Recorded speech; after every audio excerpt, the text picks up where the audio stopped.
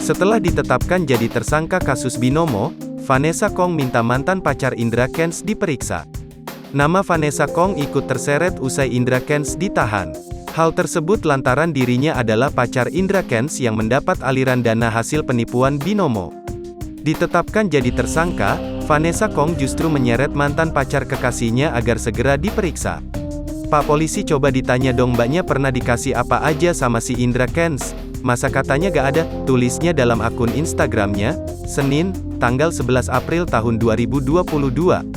Ia juga meminta pihak kepolisian memeriksa transaksi rekening mantan Indra Kents tersebut. "Coba bongkar transaksi rekening dia biar ketahuan semuanya pernah terima duit berapa. Kalau emang mau adil semuanya diperiksa dong Pak, hehe," lanjutnya. Vanessa Kong juga terus membongkar fakta tentang mantan pacar Indra Kents itu yang turut mendapatkan aliran dana.